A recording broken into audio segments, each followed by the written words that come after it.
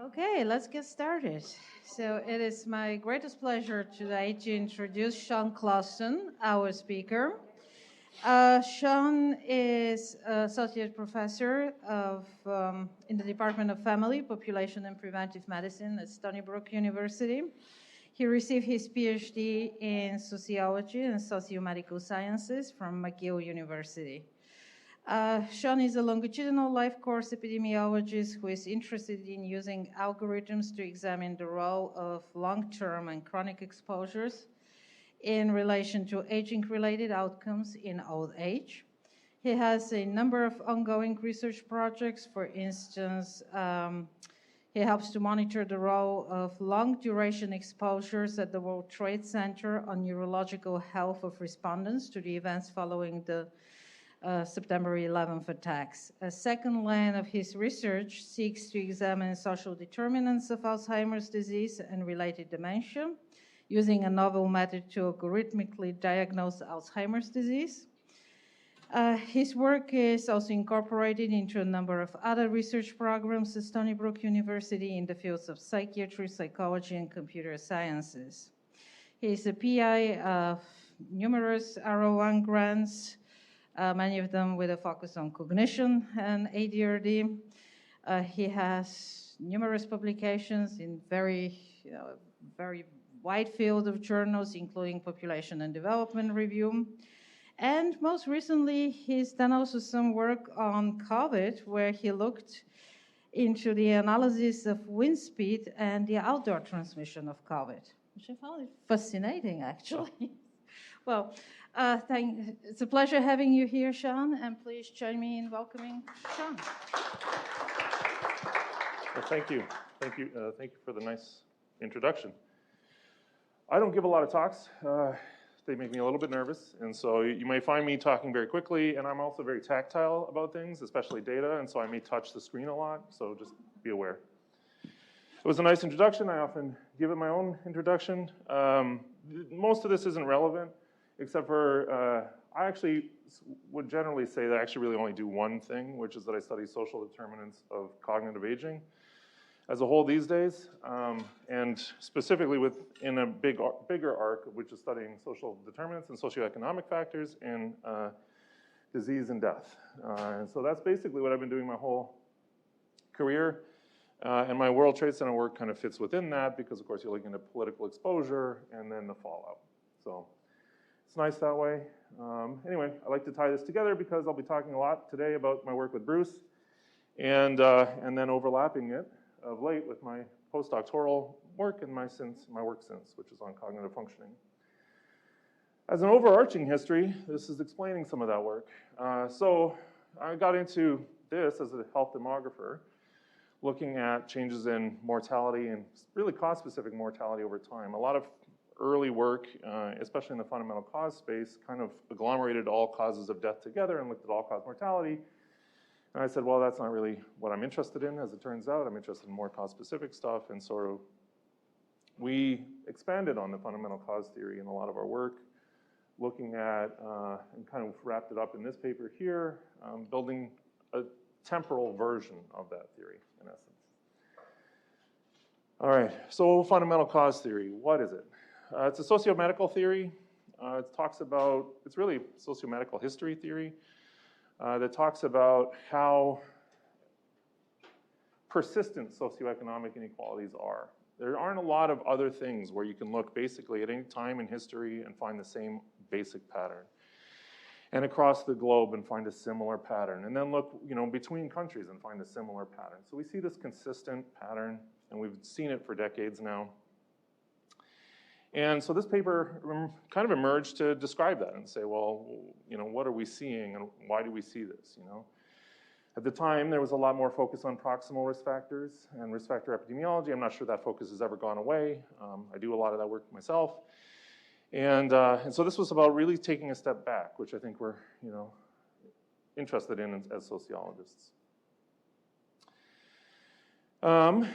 Anyway, they talked about why they might persist. In part, they persist across diseases, across times, because social inequalities are meant to make them persist. They uphold them. They emerge because the inequalities are there. They emerge in part because we use our resources to actively maintain those inequalities, and in part because our incentives are to improve our own health. And so, I act in order to improve my health, but I also act in order to help improve my partners and my kids' health, and actually in my community to improve my community, overall community health. And that's where a lot of this COVID work comes from on my end. So as a result, a lot of the theory talks about resources, and historically they've been listed as 5 sort of centers of or central resources of interest, which include money, knowledge, power, prestige, and beneficial social connections. Other resources obviously exist, although whether or not you can get Bruce to acknowledge that is a very different sort of process. But other people have tried to challenge that and talk about how resources are used differently by different people and things like this. So it's grown well beyond sort of the original publication, which I think is interesting. We recently published a review, which was really an update on Joe's review in 2010. And we talked about a variety of themes. We mostly reviewed papers starting in 2010 and going until about 2019, which is when we started this review. And we talked about this role of collective health agencies, so the fact that I try and improve my own, the health of my community, but not necessarily the health of all communities, and that might be a fairly consistent pattern. And we talk about other things, we update and discuss the social history stuff that we talked. Bruce really wanted to talk about kind of the work that's changed or discussed causality and fundamental cause. And we actually sort of talk a little bit about global patterning and some work that I've done and others have done. This is looking at vaccination in Madagascar, for example, looking at inequalities there. There are other sort of interesting side points in here. One is that actually, whilst there is quite a lot of work in fundamental cause, it has a tendency to focus on a small number of diseases. None of them are neurological. So they tend to be cancer, cardiovascular disease, lung disease, that kind of stuff. So there's some need to focus on the neurologic space, which is good for me, because that's where I am. And actually, we also set up a COVID discussion in that paper, which then started us along the lines of writing this paper, which was actually published before this review was published in the end. So it was started and completed after, but published before.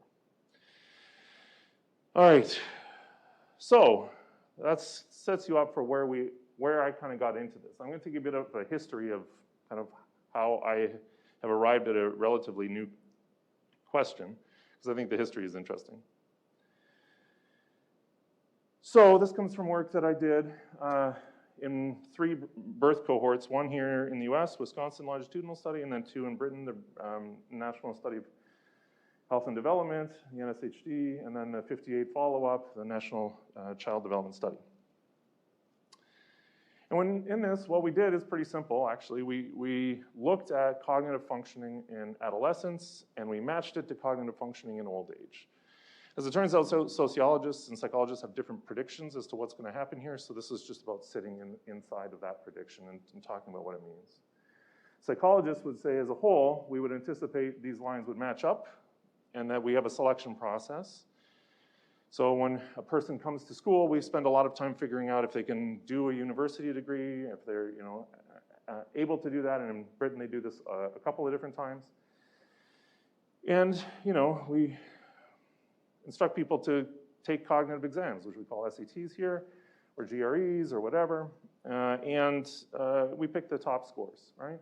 So there's a selection-based process, and so the theory in cognitive aging work is basically that selection-based process basically accounts for all of the educational effect in old age. So conveniently with the birth cohorts, we can actually measure, and we do measure cognition in midlife and in old age. And what you get is this, which is that when you take a look at cognitive functioning across the range here in the high school age or adolescent sort of cognitive scores, and then you take the same look and just look at the pattern in people who are at midlife, and you range them by their cognitive scores in adolescence, but the dotted ones are people who actually graduated with a university degree versus those who left in high school. You get a couple of things. One, you get an overlapping space, right, where you could have gone either way. So the selector was maybe unclear, right? So in the British system, there basically was nobody at some point in the scoring process who didn't go to university. That's a true selection. And then, and that's true here in the US as well, which is that one on the top up there. So that's the Wisconsin study. But you still also get this nice gap. So as a whole, this story shows that, you know, there is a cognitive process. So cognitive development leads to better cognition in old life. This is a fairly common knowledge. But we also show that there's an educational difference, i.e. going to school, higher cognition. So that's nice. It's nice to see both things inactive in one paper. And we've actually sort of broadened this in a recent review in the population development, talking about an array of childhood exposures that can result in, or may be able to result in, higher cognition, both at midlife and also into old age, and sort of setting up that expectation. Now, if you take a look at the cognitive aging literature as a whole, they report no social inequalities, no educational inequalities in cognitive aging, or at least not consistently. And they report a fairly consistent rate as a whole. So there's this sort of rate of cognitive decline. It starts in, if you believe the literature on this, it starts sometime over here, which is of course when you're about 20. So many of us are now over here as we're starting to decline rapidly, right? And you're starting to think, well, you know, maybe I'm not as smart as literally any person who shows up in my class, right? And that's what your expectations are. I don't know if you noticed, but these effect sizes are pretty big. Like here, this is processing speed. You're going from, you know, half a standard deviation above the norm to my age is over here, you know, to like 0.2 below. That's almost a standard deviation difference. So that's a big effect. And so as a whole, I would say this literature says that biological aging is present. It's pretty severe. It's not avoidable. There doesn't seem to be anything preventing it, including genetic factors as a whole. There is a whole literature on cognitive reserve that talks about the fact that people who are more highly educated seem to age at the same rate, but of course they started with more education and then they seem to be able to resist going into a nursing home at the same rates until later on in the disease process. So that's the cognitive reserve literature. So I found that kind of interesting, and I published some of that work. And this was always the sort of the interpretation of this clinically, right? So you start higher up, further away from the post, basically, and as you fall down, it takes longer to get across that line. You're cognitively unimpaired for longer, and so in this interpretation, of course, what happens in early life is really the entire game, right? We need to understand better how to better educate people, how to improve development, how to deal with these types of things. Most importantly, inequalities in this line of research aren't exacerbated later in life. And just so, you know, to explain, here's the higher educated individuals, here's the lower education, and the lower education just crossed that post a little bit earlier, all right? Okay, well, that's interesting. So I thought, you know, for a couple of years I was stewing on that, thinking, well, that's interesting. I guess there's not a lot of work for me to do here, you know, if I believe this. And as I got more and more engaged in the Alzheimer's and the aging literature, I realized that there are a couple of common predictors of cognitive aging and or cognitive decline, and notably of neuropathological diseases, and these include cardiovascular disease, a not uncommon problem. Sedentariness, fairly common. If you like the terminal decline literature, then the impending death is a problem as a whole. And chronic mental health problems, these are all associated with greater risk of decline. The most fascinating part about these to me, it surprised me and it hit me at some point, was that they're all socioeconomically graded. So I'm left with this funny little problem, right? We have on the one hand, socioeconomic status, race, ethnicity, disadvantage, all of the isms. They predict all of the mechanisms, don't predict the outcome, okay? So, yeah, I know I've done work in this area on behavioral functioning. This is in Journal of Social Health and Social Behavior. talking about educational attainment as the main mediator for a lot of the behaviors that are related to especially cardiovascular disease, but also impending mortality, chronic mental health problems. All right. So what does that look like? So this is basically what happens. You know, you get this, or this is the claim that I think we're making in essence, right? SES is associated with cognitive function, lifelong, but not with AD related or just cognitive decline as a whole.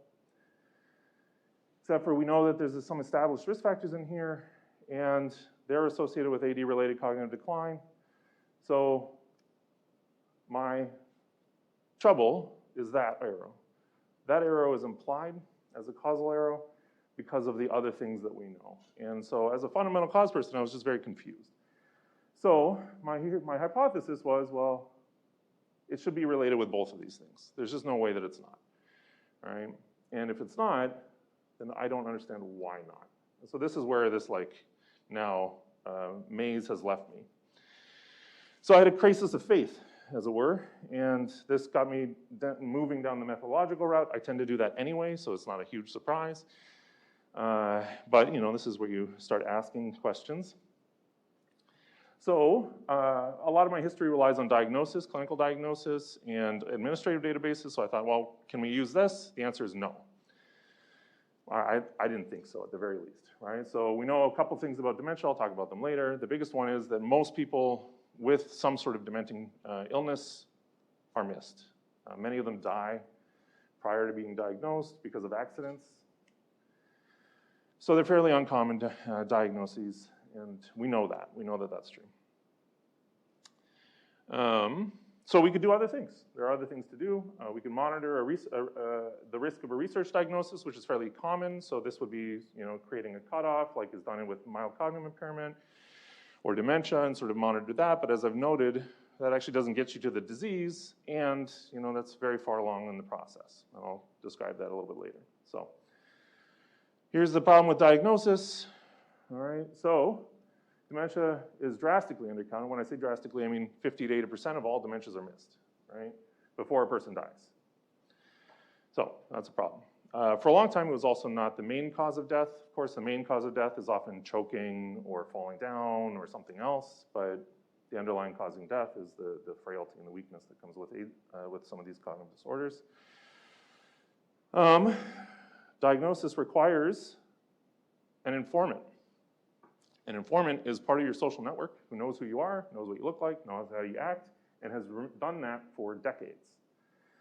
Okay, so there's an immediate problem, which is the people that are diagnosed tend to be the most advantaged people as a whole. What else here?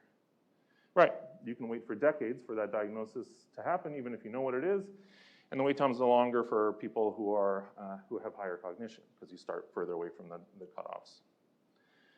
All right, so now we hit another funny part, of course, is that we do see a strong gradient when we look at this. So if this is your outcome, you're done, and you can find lots of gradients. Of course, some of them are not causal, right? So now I'm highlighting that we have this divergent result, right? We have these cognitive aging, which focus on cognitive decline. No inequalities. We have a sort of an early effect that seems to carry out. Maybe that's the inequalities. And we have these huge inequalities in old age. So this is the preserved differentiation argument again, just highlighting it so you see what it is. Now, this is implied in our methods. And so this is where our methods topic starts, all right? We use these random slopes analysis. This is a type of regression. And most people sort of input them and don't much think about them, or you think about them as the gold standard. They're nice. I really like them as a whole. I'm not going to tell you not to use them. I'm going to tell you why I don't like them. Here's the assumption, all right? So this is a common random slopes estimation, just using my idiosyncratic math.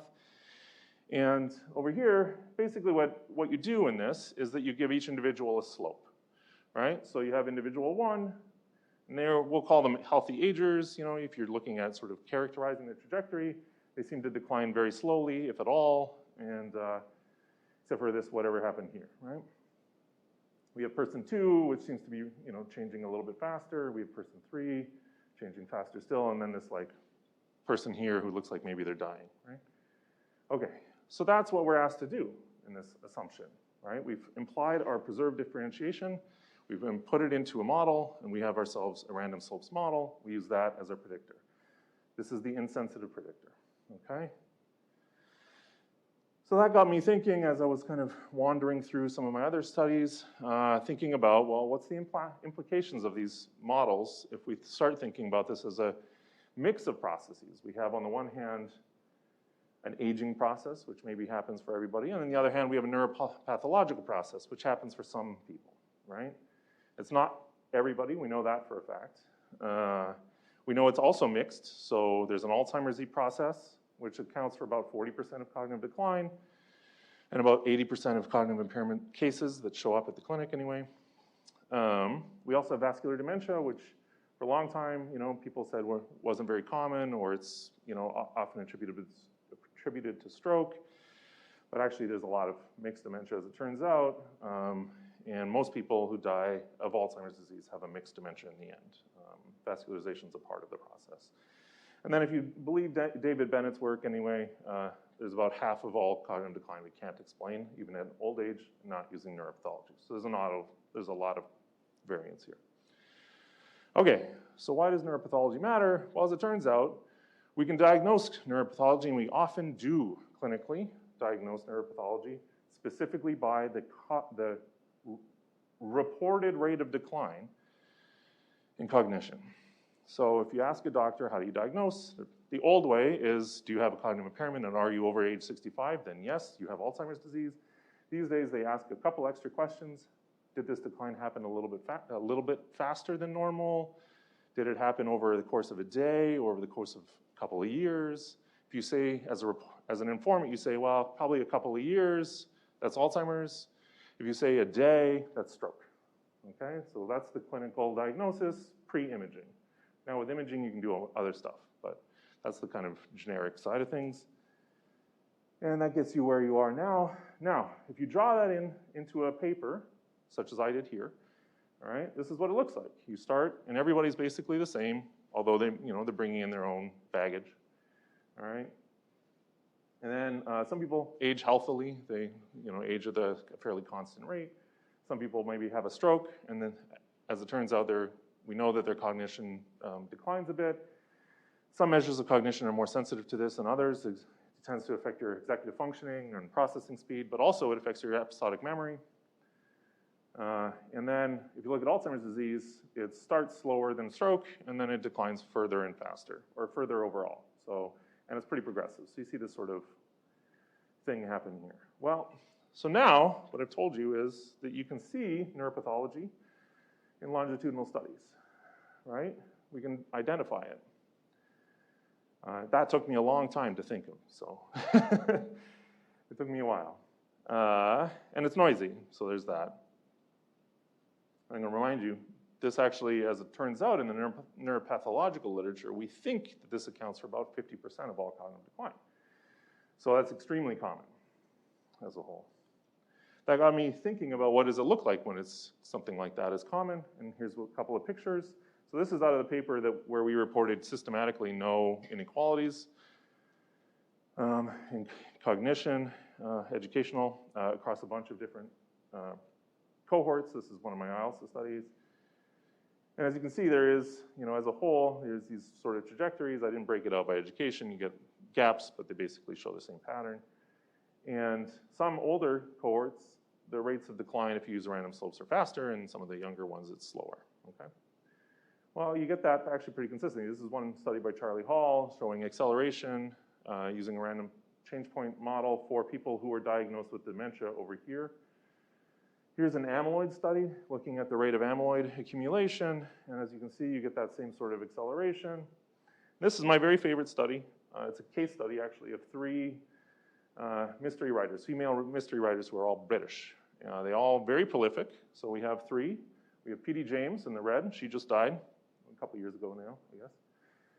She was alive when this study was written. We have Dame Iris Murdoch, who died of known Alzheimer's disease, and then the other one is Agatha Christie, the most popular writer. Up here, who died, she died well after this. She had a very prolific career. She's interesting for so very many ways. But notably, she was pretty high variance as a whole across her books. Here's what they did here is they measured cognition using a linguistic indicator out of their books. So these are all published works. They used counts of different kinds of words and sentence structure and all that kind of stuff. Anyway, you can match it to cognition. It's a way of measuring cognition. And with Agatha Christie, so maybe we'll start with Dame Iris Murdoch. As a whole, you see this improvement over time up until a point, and then down she goes, and then she's diagnosed with Alzheimer's right over here. So after her last book, a couple of years. And then she dies, actually. Agatha Christie, not diagnosed. She just sort of drops off the map over here. This book is really interesting.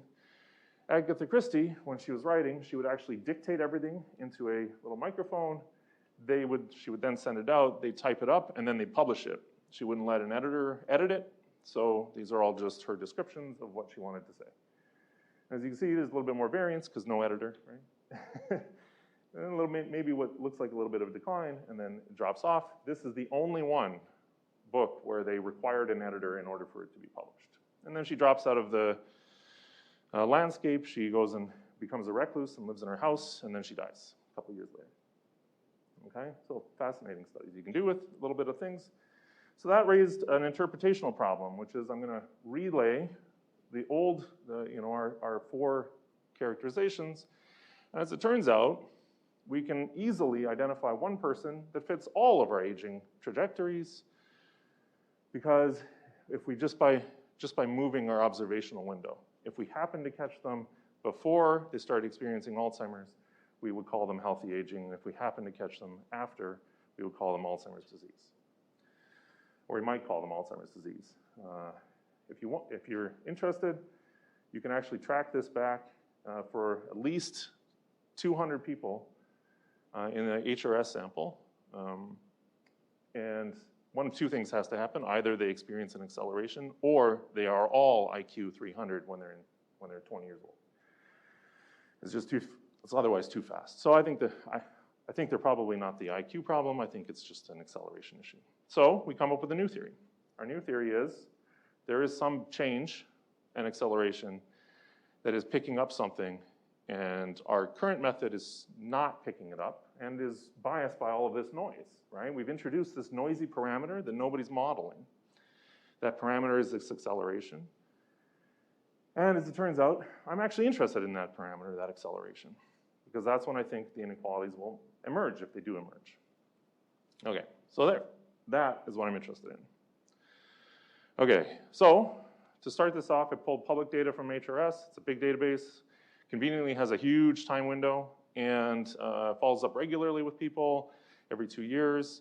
Starting in the 90s, although I drop out for reasons, mostly for measurement reasons, I drop out the first 2 waves.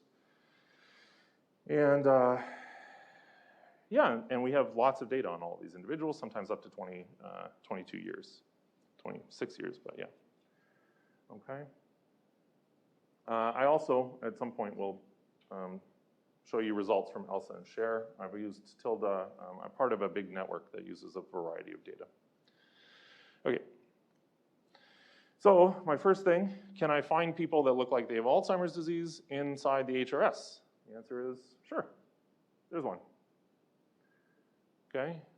It didn't take me long. I said the nth person, but actually I basically just opened up my HRS database, oriented it by time, started looking through it, and you get a couple of people. You can pull, there's an array.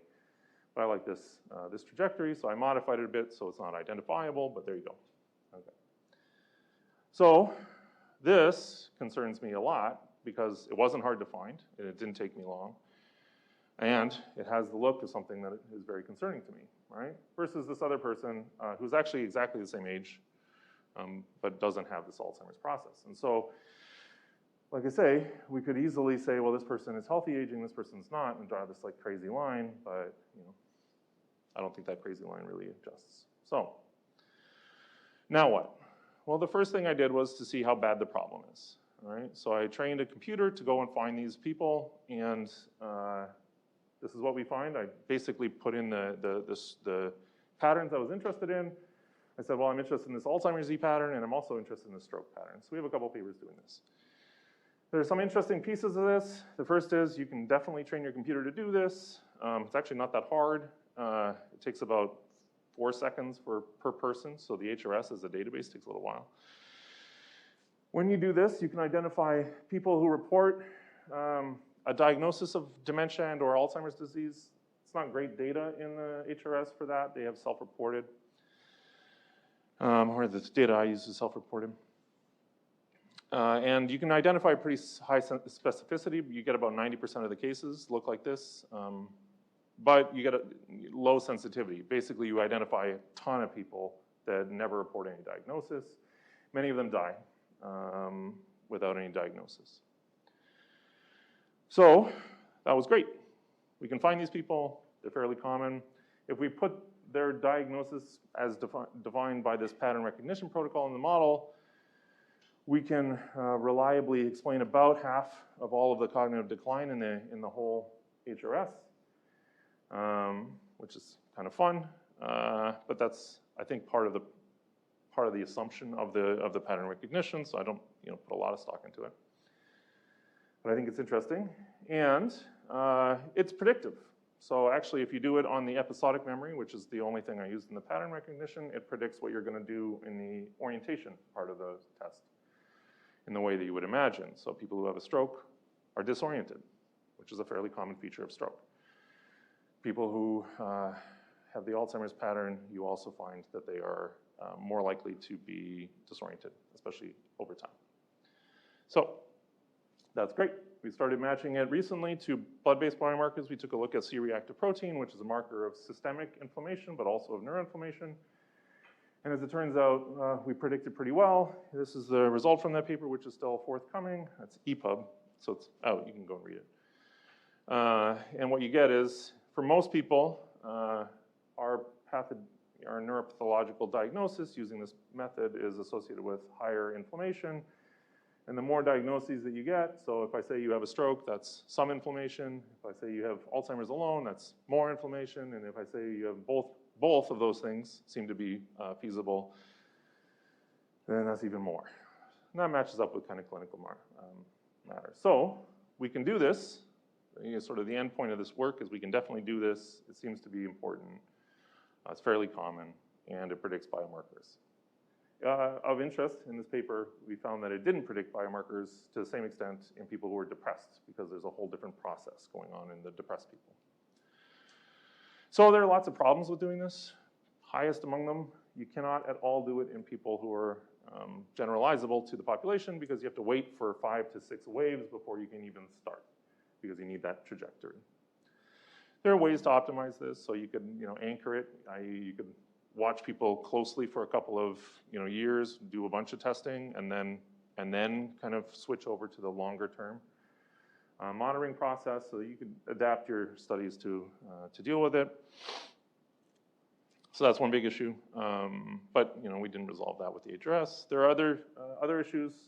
There are other cognitive diseases, and we don't necessarily know the pattern for them. So for example, Lewy body dementia is something we don't know the prevalence of very well. It's fairly hard to get a diagnosis. It's identified not by a specific pattern, but rather high variance. So there are other things you can do. Anyway, for my purposes, this highlighted the need for an actual statistical package that could take in the array of data and start providing us predictions that would be reasonable given these assumptions. So that's the next thing that we did. The first thing, design it, create parameters, and say what we want to look at. So that's what we did. This is the model. It's published, so you can take a look at it. And what we basically did is I started with the basis of a random slopes model, and then I jammed into it another regression on top of it, which I fit to basically a Cox survival model, and created what's maybe called a parametric spline curve. So instead of drawing a spline at a specific spot, I draw it along a curve. So that's what you do. There are problems that arose when you do this. First off, as it turns out, when I started this process, nobody had actually described variance around a node in a spline model. Pain. So I used Fisher's information matrix, which is nice, but it's not perfect. These days, you're supposed to use bootstrapping. I'm not so good at that. But I did it. I did maximum likelihood estimation and some nice things. First thing, high power. You get really great power for estimating these acceleration points. The false positive rate's pretty low. It's below the 5% sort of cutoff that you use for medical testing anyway. More importantly for me, it improves our prediction. So if we put in these accelerations, it's better than putting in a quadratic curve. It's better than putting in a linear line. It's better than basically any curve that I could fit to it. And all I'm doing here is putting in a new parameter, which is right there. Okay. Is it robust? So this is a follow-up study. We looked at robustness. It's a lot of numbers. You don't need to know the numbers. The important thing is we get pretty close. So this is the true mean here, which is 3.5. And in this study, if we have 1,000 people in our sample, in the simulation study, we get within 0.01 of it, 0.001 of it, of that estimate most of the time. And we do that pretty consistently across all of our estimates. So we are pretty good at estimating this parameter as a whole under a couple of conditions. I'm not going to bore you with them. The first one is we see all of the acceleration points. That is untenable. So, and the last one here is we see almost none of them. Okay, so we see about 10% of them. In the 10% realm, we still get pretty good as long as we have a lot of people and on the biggest parameters, but we're pretty bad at some of the other sort of slopes and stuff like that if we have both a small sample and we observe few of the accelerations. So that's exactly what you would anticipate. For characterization, small sample is 50 people. That might be a very small sample like a pilot study or an imaging study. And we only capture 10%, so a very small number of people, 5. Right? All right, so that gets you to what you want. If we take a look at the results, this is the payoff of all that work. We get inequalities. So here's our education effect, all right, in the fixed effects realm of our random slopes model. So what this means is, on average, each year of education is associated with higher cognition. So 3 years of education is a 1 point on this test, or one extra word remembered. Okay, there are other parameters here that you might be interested in. I don't know, gender. There you go. Women outperform men across the board in these educational or these memory tests. Not all tests is that true, but here it is. Stroke, this is self-reported stroke. I can't see. There. It's associated with a half-point decline in cognition, so that's pretty good. All right, so that gets us to that sort of first theory, which is that education should predict higher overall cognition. Not shown in this model. Education wasn't associated with the rate of decline in the healthy agers, actually, or the rate of decline in the unhealthy agers, the people that were sort of after the acceleration point. Or if it was a little bit protective, so having a little bit of a widening effect, not that sort of intense V-ing effect you see in the cognitive reserve literature. This is our second layer, our second regression. And here we really only have the 2 variables. We have education, estimated in years, and we have an incident rate, which the model spits out. And down here we have sort of model fit indices and stuff like that. Anyway, I'm going to sort of target this, which is that education in years was associated with a 3% longer life expectancy. So people would live longer per year of education without experiencing that acceleration. So this is a proof of concept study. The proof is we found a huge effect. Not only was it huge, it was highly significant.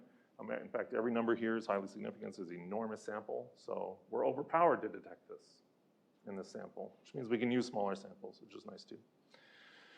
So we see 2 educational effects anyway. We see this one in the early life, and we see this one in late life. It's this acceleration effect. So we're saying, in essence, education is preventing neuropathology, or at least the cognitive impact of neuropathology. I did it across all of the different share and ELSA studies, HRS sister studies, because I can do this. So share doesn't actually have enough data, or at least didn't when we analyzed this these data for this study, it only had 4 waves, so we couldn't actually do any of the pattern recognition sample stuff. Now we can do it. We can accelerate in that sample. ELSA just had enough, so we could have done there.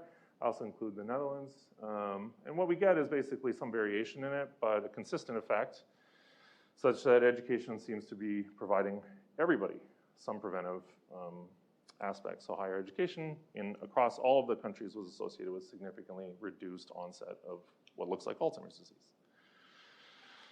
So there's a proof of concept.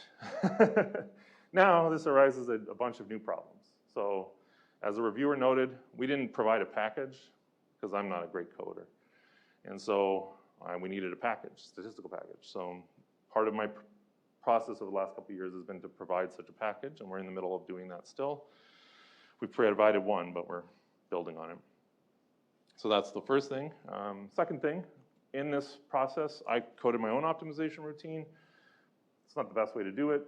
It's just the easiest way for me. And so we wanted to update that and sort of move it into whatever we call it today, Web 2.0. And the other problem is that because of the optimization routine, it wasn't as easy to get a third and a fourth and a fifth predictor. Basically, it started to collapse the model. And I didn't want to sort of publish additional data if I wasn't going to be sort of able to rely on. So those are my next steps, and that's what we're going to talk about today. This is kind of newer work. See, I'm right on time, so that's good. So I started working with a computer scientist who was better at optimization than me. And I explained to him the problem, and we sort of talked about all of the solutions, and we ended up on this sort of Bayesian interpretation of that effect. He split it out into this equation as a whole. It's basically the same equation. He split out the two different parts, and he implemented it slightly differently. That's the education effect anyway, and there's an effect for gender. We'll talk about that.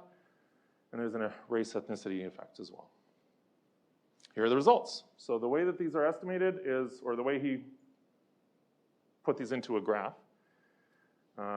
this isn't his area, so he's kind of working it out as we go, is as an age curve, and he's looked at the different breakpoints. He's colored different groups by different colors, and you'll see this in the next couple of graphs. And here he's labeled them in unhelpful ways, but maybe helpful enough. Then down here, you've got a little distribution of what the simulation studies suggest. So each one of these is lines shows a simulation, and it's within a distribution, Bayesianism. All right. As a whole, we don't see a huge gender effect. Is that all simulation? It seems to me that kind of... It's simulating the parameters. What's that? For real data, this is not simulated, right? It's simulated, yes. It's simulated expectations from the model given what the data look like. So in essence, it gives you kind of like a confidence interval. So that's the gender result. It's not big. So basically, women and men kind of look the same. Confusing, but okay. Basically matches the literature as a whole. Here's our race ethnicity result. This actually doesn't match the literature. The race ethnicity literature had the same problem that we had in socioeconomic status, which was that we knew that this was a problem, but the methods don't seem to identify it. We get that same sort of argument. Maybe it's not racism, maybe it's preserved differentiation, so it's early childhood stuff. Okay, we find that is not the case here. If we start modeling acceleration, we get the array of predictors that you would imagine, which is that African Americans here accelerate a little bit earlier as a whole than Hispanic or other, and certainly earlier than our white participants in that HRS. So these are their characterizations. And we're still modeling, we're working on this. And here's the educational result. So we replicated it using more updated data, and this is the full sample and all of this. And so we get basically a fairly big effect size, which is that the acceleration hits sort of in about when you're 60 for people with only secondary education, and closer to 70 for people with a high school, and then closer to 75 for people who have finished at least 15 years, which is not quite a university degree. And so we'll be updating these. So this is our first attempt at this. I'm going to have 16 years. So This will definitely change, and the other one, we're going to label white with a big W. Anyway, as a whole, this is showing that basically what we anticipated would happen, we see happening in the data, right? If we start actually modeling the parameter that we're interested in, we get results that look like what we would have thought happens. So there's my conclusion, I guess. So now, what does that mean? All right. So I use fundamental cause here as a kind of a weird way, right? I said, in essence, fundamental cause says that there should be this persistence of socioeconomic inequalities. Why don't we see it? Right? We have this outcome, then we should see this, and we don't see it. Why not, right? And so I said, well, maybe the problem isn't really that we don't see it. Maybe the problem is how we're looking at it. And so that's what actually kind of instigated all of this work. I kept saying, well, why don't we see this? Why don't we see this? We do see also that better investments in childhood carry out. They carry into late life. They carry into late life in two different ways. One is that they predict long-term better cognition across the whole life. And the second part is that they seem to offset or delay the onset of old age pathology. So that's good. Other things that are of interest here, it suggests that we need to shift our discussion, at least for the fundamental cause stuff, to more neurological outcomes. So maybe we should be taking a look at some of the new biomarkers that are emerging. So neurofilament light is now available in some databases. Take a look at that. It's not a great predictor, but it's not bad. It's certainly one of the better ones we have.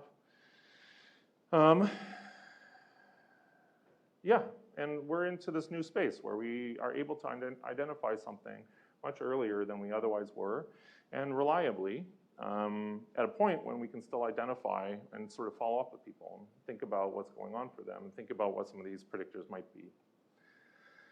And this is the sort of payoff pitch, is this is the first time in a model that we've actually modeled this parameter that is sitting in our model.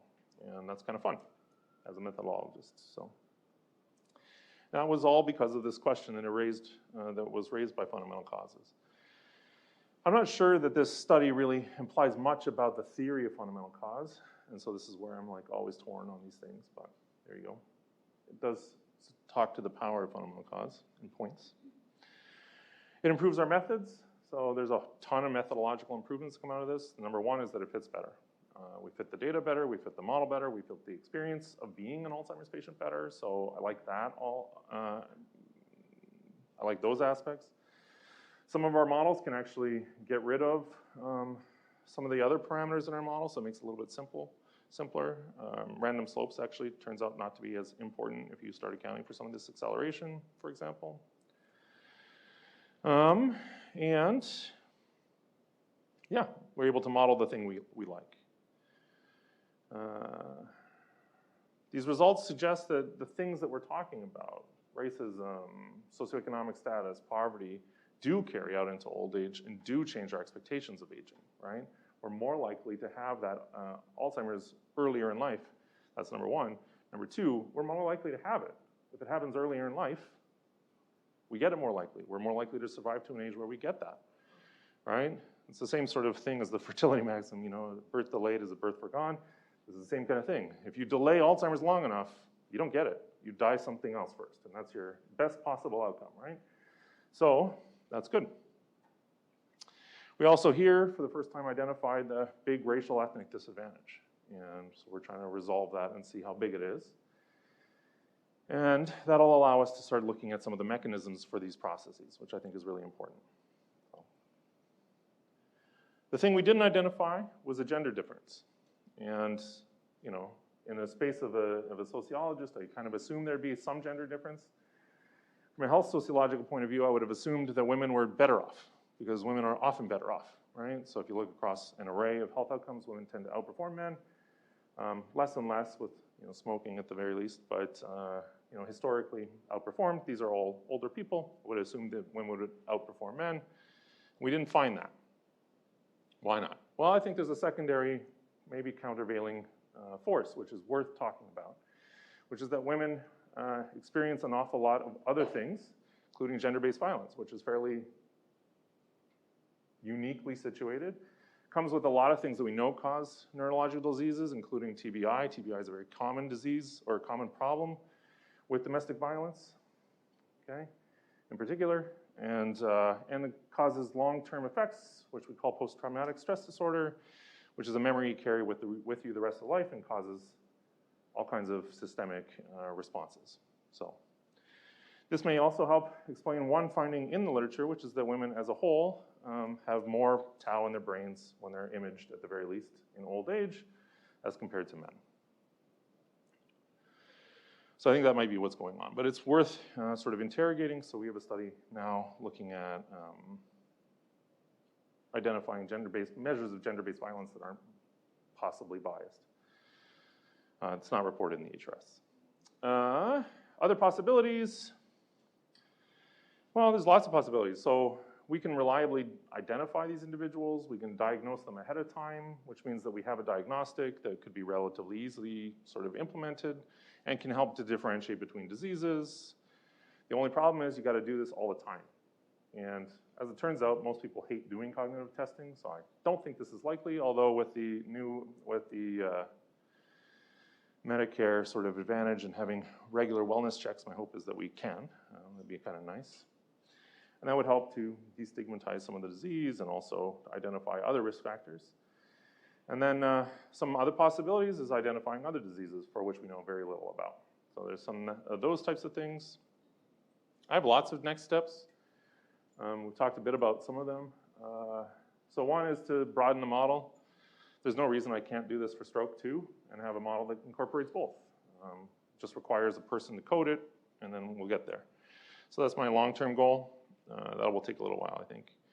Shorter term, I'm interested in cardiovascular events as a predictor because I think it'll help validate that idea and also understand to what extent the cardiovascular mechanisms might be the central mechanisms. That's one interest. Another one is occupational stuff in midlife. There's a long discussion about how occupation might be harming and or benefiting you, and so it's in the social space, and then retirement is part of that. So that's another issue. Start to look at other markers. So this is looking at cognitive data. Cognitive data are most wide-based and sensitive markers, but there are other sort of biomarkers that I've been using. So you can take a look at some of our data. My hope is that we get the data to do this in the short term. And there are more and more studies that are making those data available, so that'll be good. And then to sort of broaden it out. So one of my reviews looked at physical functioning as a side symptom of cognitive decline. So that's something I'd like to take a look at. So this is like being able to get out of a chair, walking quickly, things like that. And then take a look at whether or not these things or mental health symptoms are associated with these types of changes. So we know that depression is very sensitive to neurologic conditions. Here we have a set of neurologic conditions. Is depression as sensitive to this? And if so, when? Before, after some period of time? Is there a lag? That kind of thing. So those are my next sort of interesting steps. Thank you for coming up, and I guess questions.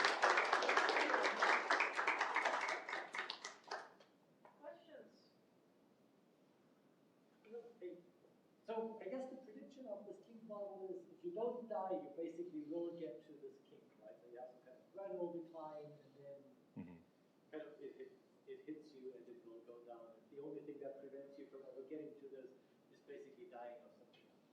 No, actually. So it turns out you can make that prediction in different ways. The model so far, I haven't been able to adjust for that, but that is one of our sort of ideas, is to start saying, well, you know, it's the basic problem with, I guess, all survival models, which is that the implication is that nobody survives, and so eventually you can use them for that.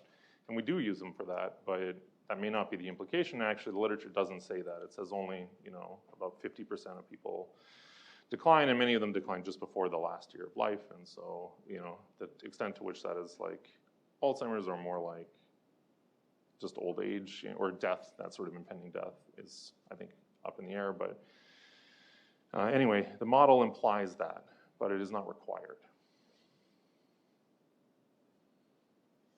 Yeah. Going back to the issue that you want to clarify this about people can die before or can have different diseases, and so the finding is is that you don't find socioeconomic inequalities on dementia or Alzheimer, but how do you, what the connection with other diseases? Like, Sure. Is this because, people are dying for different things? Is it because, even when people have other health problems, so dementia is not prevalent? So what's your answer to that? You don't see the socioeconomic inequality in dementia because people die of other things? Well, in part it's because of that. So yeah, there are some implications. For example, if you die at midlife glibly, if you die at midlife because a bus hits you, there's no terminal decline, there's no Alzheimer's disease, like that's why you died. So if you die early enough, it may be that Alzheimer's isn't a problem, right? Or at least it's a fairly uncommon problem, which seems to be true. So there's definitely some of that. Some of it, though, is cultural. So there's lots of people who don't know about cognitive disorders, and they just assume that, grandma acts like this because she's either always acted that way or she's just old, right? And all old people look like that. And the answer to that is like, that's patently false. We know that that's not true, right?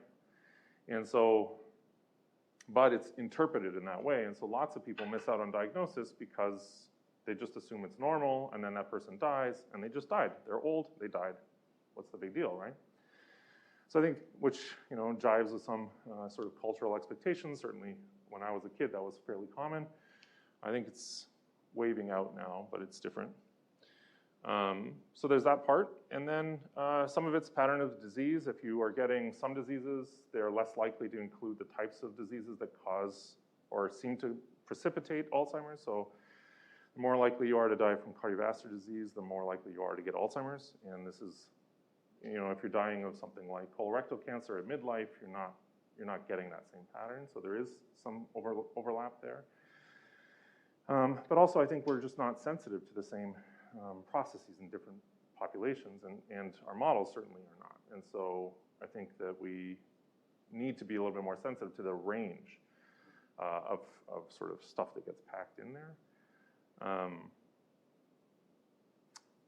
And that's one reason that I think we need this kind of thing. We need an objective process. Our processes now pack all of that stuff in as though it's the disease, when it's really just a lot of social stuff and not the disease. And so then we can't really look at the disease because all of the social stuff is in the middle.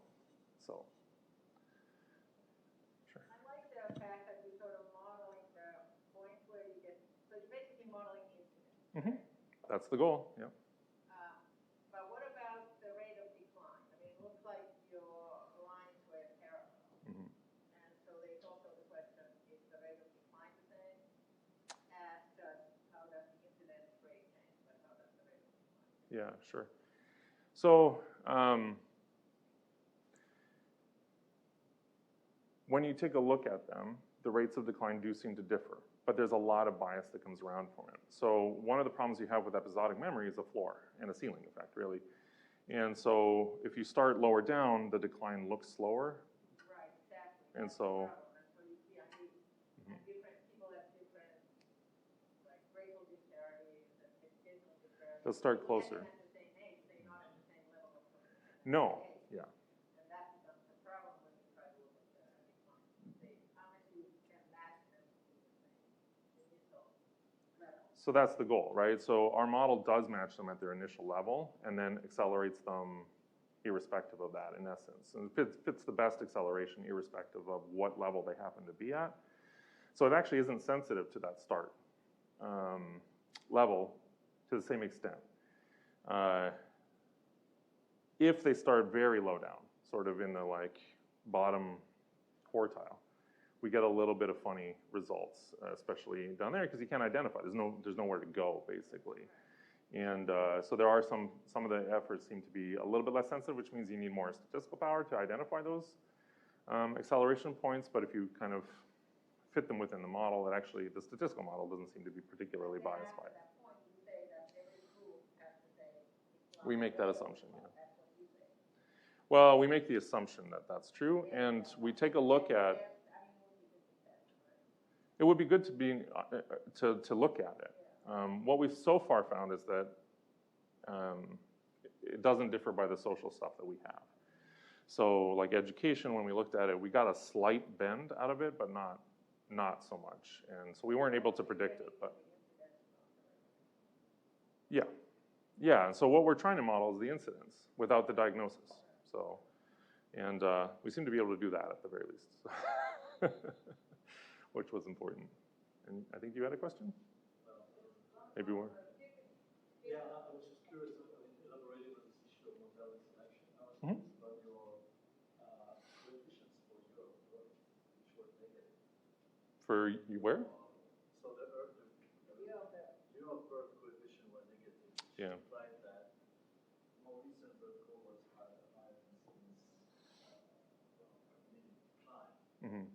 So Is that true? it seemed to make sense to me, and I was curious about whether this could actually be explained by mortality selection. And if that's the case, what are the implications of this? Sure, okay. Yeah, so the year of birth is funny because we're modeling age in a lot of ways. There is some overlap and it becomes not quite what you think it is. But the other part that gets sort of compacted into is actually the random intercept. So the random intercept component claims a lot of the the time invariant variation in essence. That's not attributed to the model. So it's not quite the same as what you would imagine, but yeah, I was actually surprised in this that we did get a sort of negative slope there. And some of the models don't get that, and some of them do. The US model does a little bit, was my recollection. The European models didn't to the same effect, and it's quite different depending on what you're doing with it. You know, to be honest with you, in the cognitive literature, there's a whole different problem, which is that there's no particularly good match between the sort of aging trajectories you get on the cross-section and the aging trajectories you get in longitudinal, and so mostly I try and absorb them out. I think of them as cohort effects, and I try and capture them that way, but other people use baseline age as the only outcome, so there's a huge array of discussion around that. Anyway, for you, you're right. There may be a mortality selection process, and in part, I wonder if that's what we're trying to model. Yeah. But it's mostly in the HRS. And I think it's in part because the HRS starts after, like sizably after the huge expansion in education, which is actually part of the ELSA and part of the share to a greater extent. So I think there may be variance here. That's a good question.